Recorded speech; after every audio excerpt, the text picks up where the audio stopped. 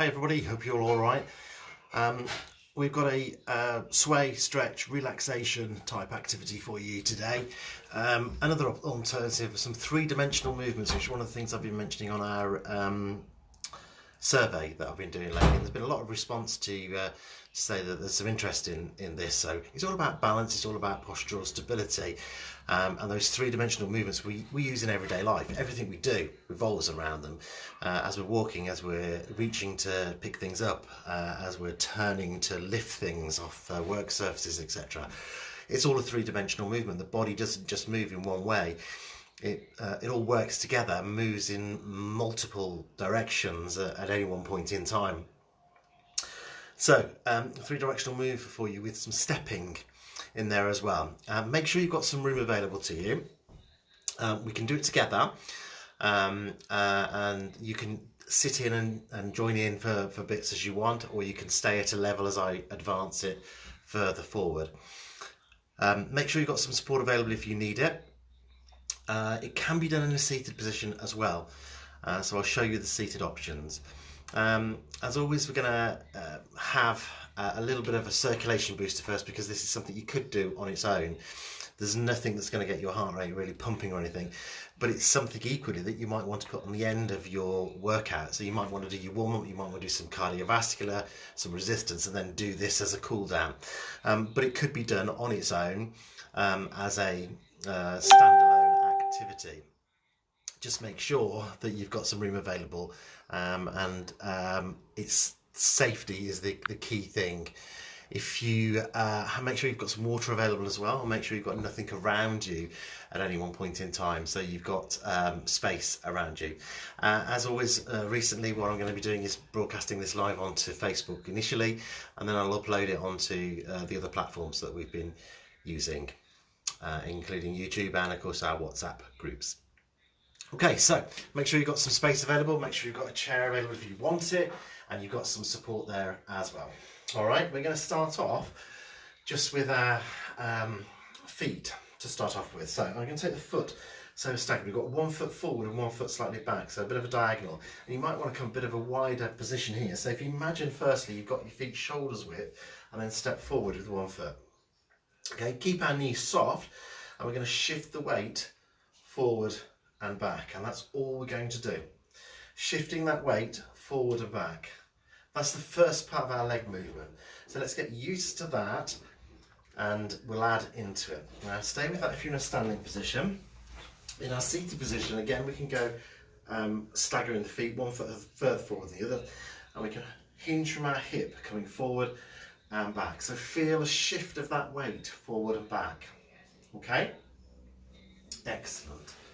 So there's our feet options. Just store that away for a moment, take a pause. Now, let's think about our posture before we go any further. So, we've got a nice strong stance with our feet, or in our seated position, feet are always on the floor. Lift tall, lift that extra inches through here, through the mid region. So get an extra inch of space between your hips and your ribs. Lift your shoulders up, back and down, and open that rib cage. So bring your shoulder blades together. So you're gaining some space into this rib cage. It's going to enable us to take deeper breaths, and it's really important that we have that breathing activity going on in there. Okay, let's have a little bit of a pulse raiser first. So we're going to start with a little bit of a march up onto the balls of the feet and rolling through to our heels. We've got our first foot movement in our minds as far as our three-dimensional movement is concerned. Now, the reason I just want to plant that firstly is because there's some changes in there as well. So let's get that one in our head. We'll add the arm movements in, and then we'll add some further feet movements in there as well if you want it. Okay, put an arm in for me as well, and if you're using support, one hand on the support, change hand every now and again. Now I've got another wall on the other side, so I've got support either side. But if you haven't, stop your march for a moment, turn yourself with as many steps as you need to change sides with your support, and then start with the other arm. Okay, choice is yours. Just make sure you take as many steps as you need. Excellent. Okay, from there we should just feel as though we want to take a little bit of a deeper breath. Right, let's move on to our arms then. So first arm movement. I'm going to come in a bit closer so you can see the arms, then I'm going to step back further forward when we put the feet in, all right? So it's an upward motion and a downward motion. Yep, come sideways on for you. Lifting and lowering. My shoulders are back and down, so I've got that strong posture up through the upper body, lifting that little taller. Nice, slow, controlled movement here. Now, exactly the same in our seated position as it is here. That's it. Okay, have a little pause there for me. So let's go back to our feet. Let's get that feet action there. So we're going to put ourselves with that staggered stance. Exactly the same in our seated position. Raise the arms up and down. Yeah. Up and down. Now option 1 is here. As you raise up, you come forward, and as you come back down, you come back in. That's our first level, and if we want to stop there, we're going to stop there, okay? Exactly the same in the seated position. However, let me show you a variation. I want you to take your feet shoulder width and keep them there and do that move. We've now got a bit of a narrower base. Although we've still got the feet wide, they're one-dimensional as next to each other, okay? The reason I want to do that is because our second hand movement is going to be a push away. So we're going to come down here, bring it into our hips and push forward and back. So that's our second movement. Have a look. Pushing forward and back. But what I want us to do, as we push forward, we're going to step forward as well. So we're going to step forward and back. So I come down onto the ball of the foot and I push away. Now every time I step forward, I'm going to change my leg. Okay? So one foot comes forward and back, and then we change to the other side. In our seated position, we can do exactly the same. So with this motion, we can just stay here and we can keep the feet there with a push, or we can come wider for that motion. And as we push forward, we take the foot forward as well, and a hip hinge from our sides, okay? And change sides and push. Okay, so you've got your choices there. We're going to put those two together. So, wide stance, lift, and lower, bring it into the hips, push forward and back. Stepping in, lift up, lower down, step forward and push, bring it back in. Do it again, make it nice and fluid, so it's controlled motion, okay? And I did that wrong then, didn't I? Lifting up and lowering, pushing forward and back. Slow, controlled movements the whole time for me. Now, when you come back in for this standing position, have a look at my feet. I'm going to bring them wide. What we don't want to do is come into a narrow stance. This is one of our narrowest positions, so it's going to challenge our balance. So, a bit wider. Yeah? Brilliant. In our seated position, let's give that a go. So coming up, hands back down and towards our hips, push forward with one leg and push forward with your hands. Come back in with the leg, lift up, lower down, push forward and back in.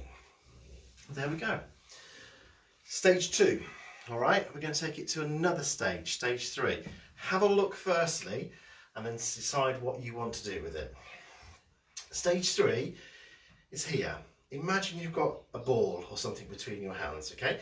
And what we're going to do is we're going to take the top hand away and we're going to take the bottom hand down. So the top hand is going to come upwards and the bottom hand is going to go downwards, yeah? Like this.